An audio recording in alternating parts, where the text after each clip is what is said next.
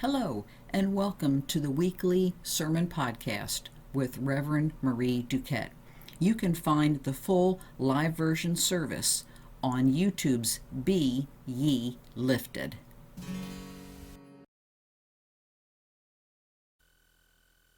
Matthew, the 5th chapter. You are the salt of the earth. But if salt has lost its taste, how can its saltiness be restored? It is no longer good for anything, but it is thrown out and trampled underfoot. You are the light of the world. A city built on a hill cannot be hid. People do not light a lamp and put it under the bushel basket. Rather, they put it on the lampstand, and it gives light to all in the house. In the same way, let your light shine before others, so that they may see your good works and give glory to your God in heaven. Queen Elizabeth II was queen so long, most people don't know another monarch of Great Britain. She was a stabilizing force through 14 prime ministers, World War II, and countless crises and trials. One BBC reporter said that in the wake of her death, the people of Great Britain feel lost. On September 9th, 2015, she became the longest reigning monarch in British history, surpassing the reign of her great-great-grandmother, Queen Victoria. In typical style, she refused to make any fuss, saying that the title was not one to which I have ever aspired. Less than a year later, in April 2016, she celebrated her 90th birthday. She continued with her public duties, often alone after the retirement of the Duke of Edinburgh in 2017. There were continued strains on the family, including her husband's car accident, the Duke of York's ill-judged friendship with convicted American businessman Jeffrey Epstein, and Prince Harry's growing disillusionment with life in the royal family. These were unsettling moments presided over by a monarch who demonstrated that she was still firmly in control. There was also the death of Prince Philip in April 2021 in the midst of the coronavirus pandemic, and her platinum jubilee a year later.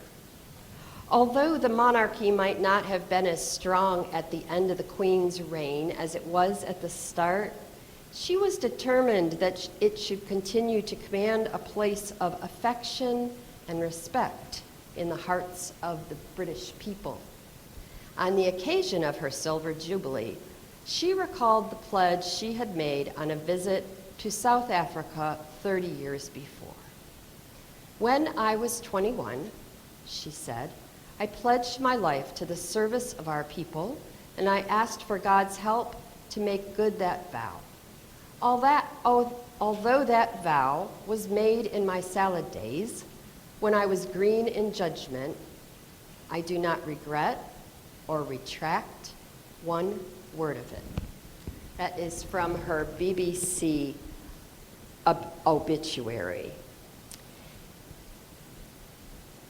If you do not know much about Queen Elizabeth II, you probably know more now than you did a week ago, because it is everywhere, is it not?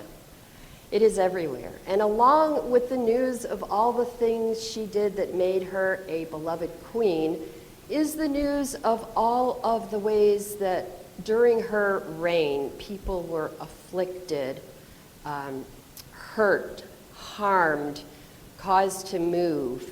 Racism is part of the system of the monarchy in the same way that racism is part of so many institutions here in the United States. And so that was partly why I looked into it and read more about her.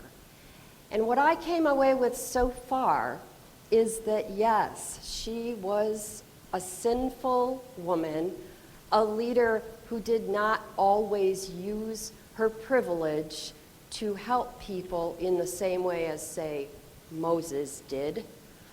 But nonetheless, she was also a faithful leader who loved her people.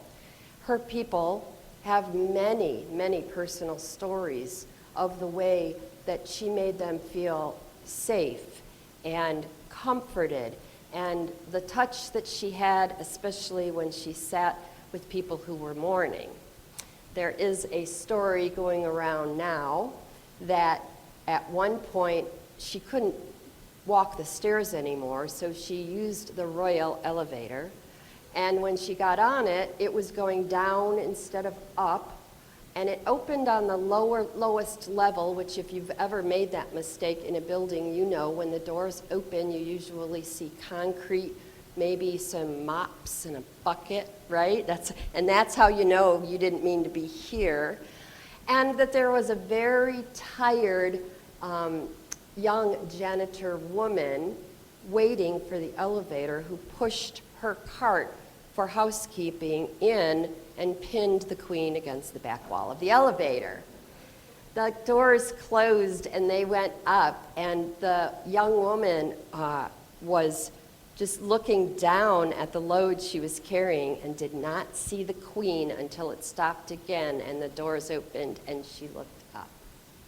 Now the story is that after that, the Queen chuckled and then asked someone to find that person's schedule and invited that person to lunch with her on a regular basis ever after, because it was very important to her that she guard people's dignity that she served. Whether that exact story is true or not really doesn't matter, because there are lots of stories like that you can see her graciousness and her kindness, especially to those who would otherwise feel ashamed or embarrassed. And in this way, it seems to me that the Queen Elizabeth II is not so different from us. We too live in broken systems in a broken world. We too have had our understanding, our education of things like racism and privilege. We know more about it today than, say, we did 10, 20, 30 years ago. And so we too might have done things in the past that we would not do today that harmed people. Another thing that I think is interesting in a way that she is not so different from us is that I just read her obituary from 2015 forward. It is pages and pages with pictures. But if you just look at what happened to the Queen, almost from the same time that I arrived here and became part of this community, Sass and I, that she had a lot of losses, and a lot of heartache, and a Jubilee celebration, and some joy. Not so different from us. Love and loss, joy and sorrow, sin and grace, reflection and change. That is the way that she spent her last several years in particular, and so have we. We have many losses, but we haven't been able to really talk about them because of the pandemic. We have lost people and jobs. We've had diagnosis of new diseases and conditions that cause us pain and stress and anxiety. We have missed weddings and funerals and graduations. So had the Queen. The celebrations that she would have done differently were done in a much more subdued manner.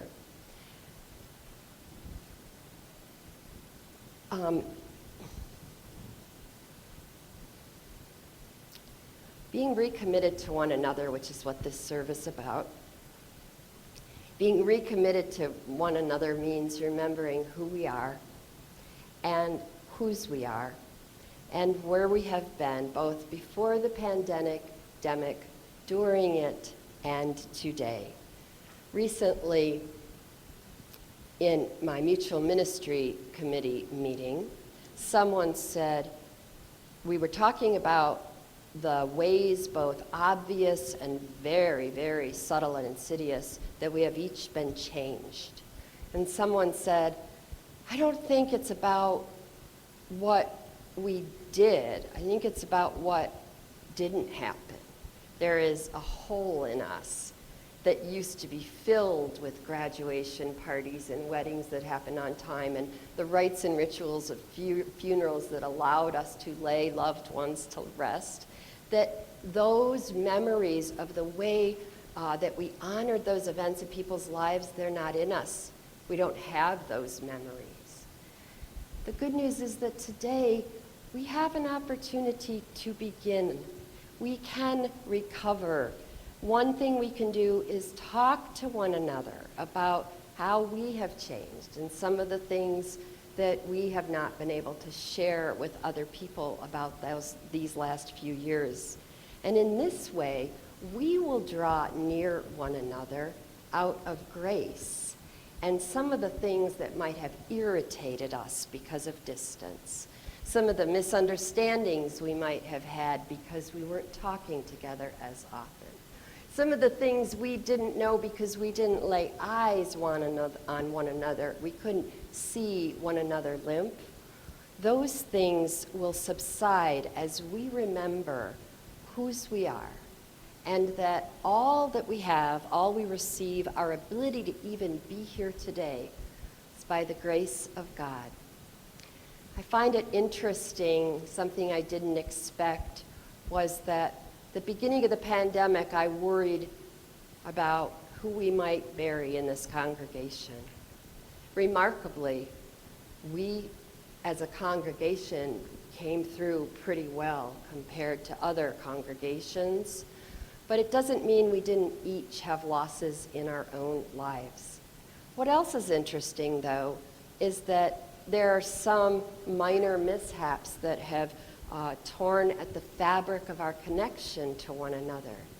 And as we sit here today, and especially for me, as I think about Justin and Deb moving away for 2 years, I'm thinking, but wait, you guys didn't fully get to know her and spend time with her yet. And then she told me they were planning to come back. And I was so grateful because they are part of our community too, whether we see them online or whether they are able to be here in person. One of the first objectives that council decided on during our retreat was that we would nurture the congregation. This is going to be a time of nurturing the congregation. That is one of 3 of our priorities.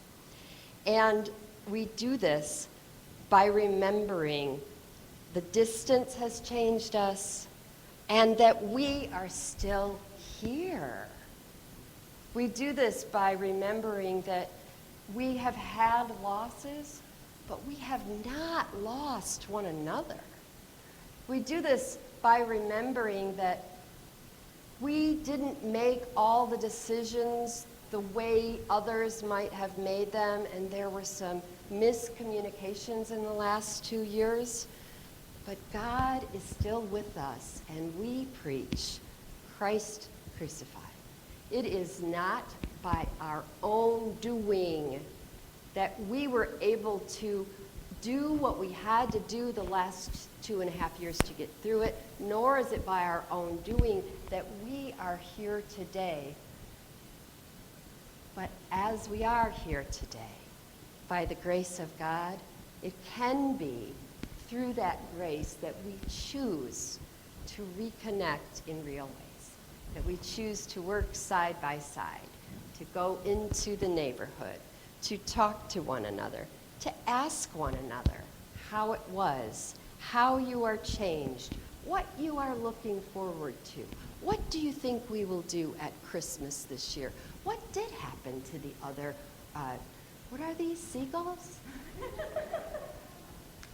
And that brings us again to a word from the Lord that I want to leave us with on this day of recommitment. and returning to church. You are the salt of the earth. But if salt has lost its taste, how can its saltiness be restored? It is no longer good for anything. It is thrown out and trampled underfoot. You are the light of the world. A city built on a hill cannot be hid. People do not light a lamp and put it under the bushel basket. They put it on the lampstand, and it gives light to all the house. In this same way, as we go in to our first church year together in person, at least for now, after 2 long years, let your light shine so that others may see your good works and give glory to God Almighty in heaven. You just heard from Reverend Marie Duquette, pastor at King of Kings in Ann Arbor, Michigan. You can help support this ministry by texting your contribution to 833-950-1405. That's the U.S. 833-950-1405. You can find the full service video on YouTube Live at BE Lifted.